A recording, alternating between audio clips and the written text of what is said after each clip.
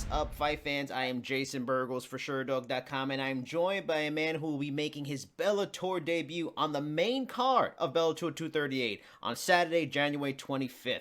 There, he will be facing the promotion's latest big-ticket free agent signing and former UFC flyweight contender Sergio Pettis, and that man looking to upset the Bellator apple cart is the fearless Alfred Khashakyan. Did I say the last name right? Is it Khashakyan? Did I do it right? Yes, you said it right, man. Not a lot of people do it.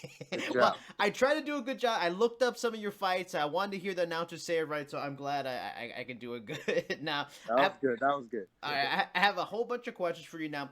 Your opponent, like I mentioned, big free agent signing for the company. You know, he'll be making his debut just like you. This will surely, kind of unfortunately, overshadow the fact that you're making your debut as well. After nearly 7 years in the sport, from what I saw, you are finally getting that big stage opportunity. So before we get into the fight, you know, I want the folks to learn about you and your particular path to this sport, because of, you know, many fighters have a similar path, but it's still very different. Were you a kid that got into martial arts at a young age? Maybe you got into amateur wrestling. Were you a kid that got into a lot of fights? Like, what was your path to get you into mixed martial arts?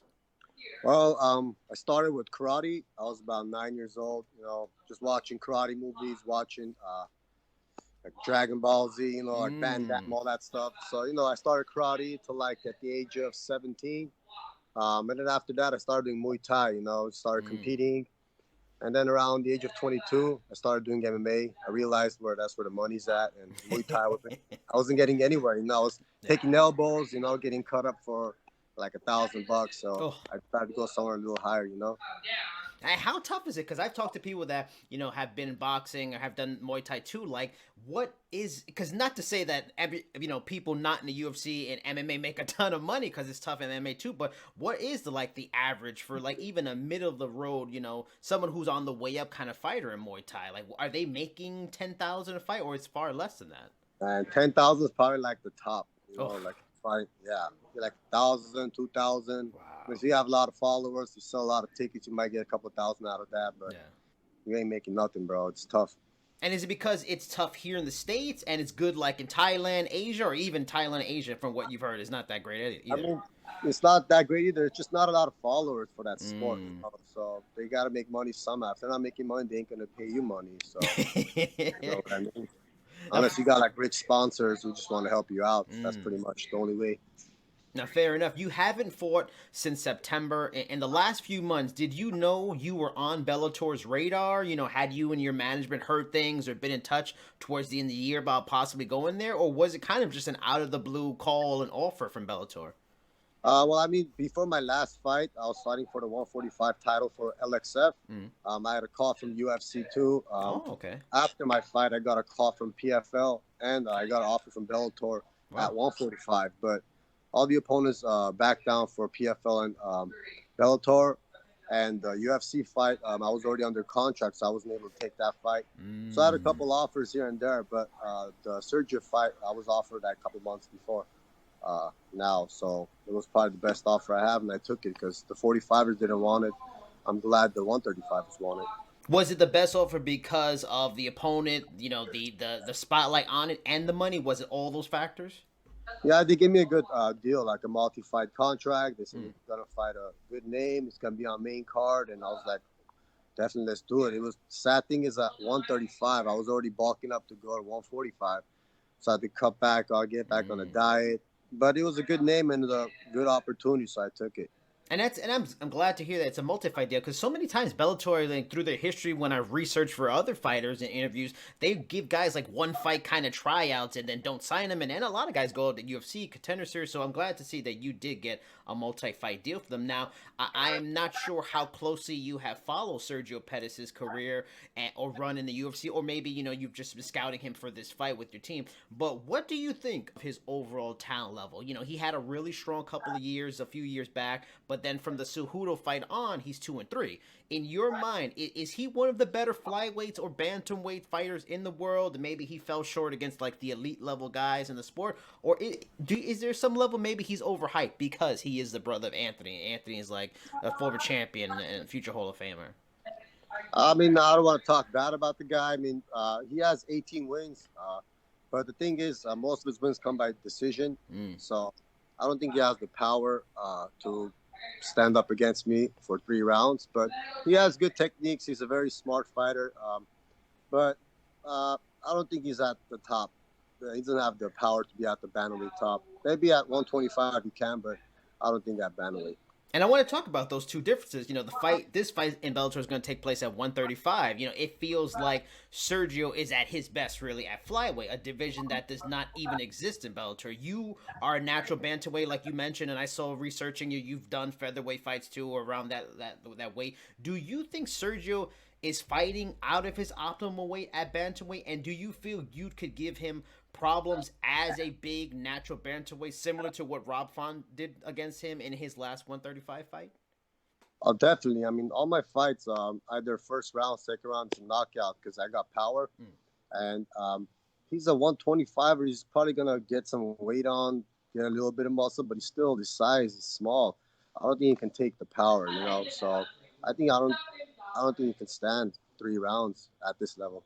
Yeah, and that's perfectly goes to the next question, because aside from the size, I was going to ask, what did you like about this matchup that made it so enticing? Because I'm sure a lot of fighters might go, damn, Sergio Pettis' first fight, that's a tough one. But you mentioned that you don't feel he hits with serious enough power at this weight class. You feel you do hit with serious power. Is that like one of the main elements you feel that you like about this? You can go toe to toe, you can push the pressure, go power for him, or you feel there's other elements? Maybe you're better at boxing, maybe you're better Muay Thai. Like, what do you like about this matchup for yourself? Yeah, definitely the pressure. I mean, I see he goes 3 rounds. He has conditioning, but I feel like if I put the pressure on him quick for a whole 5 minutes, I don't think he's going to be able to stand there. Definitely my boxing is more powerful than his. Elbows, knees, all them stuff. Even if he tries to grapple with me, he's going to know that my wrestling power is there too. I mean, I wrestle with Olympic wrestlers now. I kickbox with world champion kickboxers at heavier weight classes. So my overall power in every aspect is, I think, too much for him. Now, continue, please.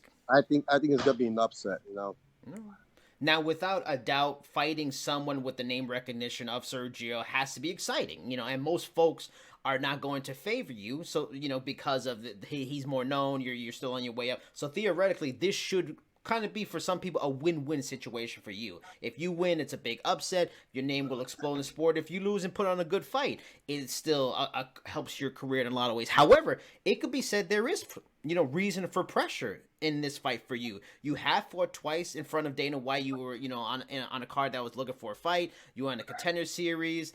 And those opportunities slipped away.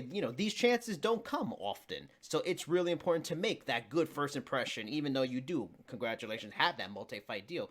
Which side do you fall on? Is it win-win excitement kind of mindset? Because he's going to be the big favorite. Is it a pressure because you want to make good on those opportunities that got away from you last time? Or is it kind of a little bit of both? I mean, I do want to make a statement. I don't think it's a win-win, because if I don't win this fight, then the hype goes down. It's hard to climb back up. You got a multi-fight deal, don't mean nothing. You want to get in there, you want to make noise, you want to knock people out left and right. I don't want to take like 20 years to get up to the top. I want to go for that belt as soon as I can. 2-3 fights, I think I can take the belt. I don't see any threat in that division. Maybe even move up to 145. I don't got 50 years. I'm already 31. I got like 6 more years of me, But I'm ready. Let's go. I think I definitely take that belt in a couple more fights. And I don't see anybody there that's a threat. So I want to come in there with a bang. So I don't think it's a win-win. So I got to get in there, get that KO, make a statement and move up. Is that part of the appeal for Bellator in particular, their bantamweight division compared to the UFC, where it just seems to get deeper by the day now that division's so strong in the UFC? PFL, maybe so, but it seems like Bellator is looking for someone to rise up and go after the title. Is that part of the appeal? Maybe, like you just said, 2-3 fights, you could be in the title fight if things fall right. Exactly. Yeah, I don't see a big star at Bellator yet. So I'm looking to come there and be the king. So you guys better watch out. Now, many are going to look at this fight as, you being the lamb led to the slaughter. He's, like I say, he's established from the UFC, notable free agent signing, got a lot of press, this whole thing. And many watching may be unfamiliar with you. They may not realize your talents, your power, your resume. They may not have realized you've won titles in multiple promotions and are going to underestimate you. If you could give those people a message that are sleeping on you, what would it be? You guys better watch out, because I'm coming. I'm taking names, I cash checks, and I break necks. So y'all see that. I'm glad that I'm the underdog, so it's going to be a good upset. Now, you train out of Glendale Fighting Club, right? That's right. It's a gym made famous by the head coach Edmund Tavardian. You know his work with Ronda Rousey, but many MMA fans and media are down on the gym just because of how Ronda's career ended. Travis Brown, his career ended. You know, training there. Talk to me about why you feel Glendale is a really really great MMA gym, because a lot of people may think, oh, they're strong in boxing, not overall MMA. But you just told me you've trained with Olympic wrestlers, high level fighters. It is the impression people may have from Glendale from a few years ago completely changed, and it really is a state-of-the-art world-class MMA gym now? Well, this gym is a pressure gym. We don't have like a bunch of fighters coming in. We always got like special fighters. You know, each person gets specific attention. I mean, they talk a lot of shit because Ronda was a big hype. There's a lot of trash talk on the internet, so we don't pay attention to that. We got Olympic wrestling coaches here, Martin Berberian. We got a world-class kickboxing champions like Melsik Bagdasaryan.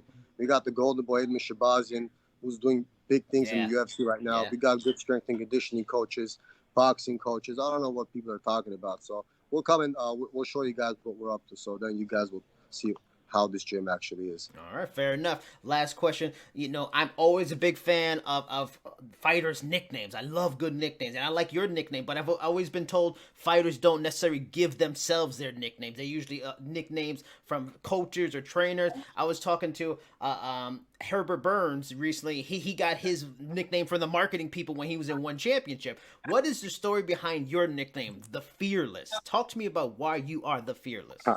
Man, my nickname story isn't that great, bro. It was my first Muay Thai fight. We were in Vegas, and they gave me a paper to fill out, name, weight, this and that, height, and then what's your nickname? I'm like, what do you mean nickname? It was my first fight. I was like, shit, what do I do? What I think? I just started thinking of names. Yeah. I just threw it out there, The Fearless. It just came out, and then it just stuck. You know, I'm like, that's right, because I'm not scared of anybody when I get in the ring. So it just stuck till now. It was my first nickname, and it's been the only one since now. Did you ever think about, I've grown past, I've done so much now, I've won championships. Did you ever think about going away from it? Or are fighters very superstitious, and if it's working with that name, you can't change it? I'm not really. We tried another nickname, the Kamikaze, but it fell down. Like The Fearless stuck. Just the way my character was when I was stepping in the ring, I just didn't show any care. My heart rate wouldn't go up against my opponent. So it just showed that I was fearless. So it just stuck. It just fit my character.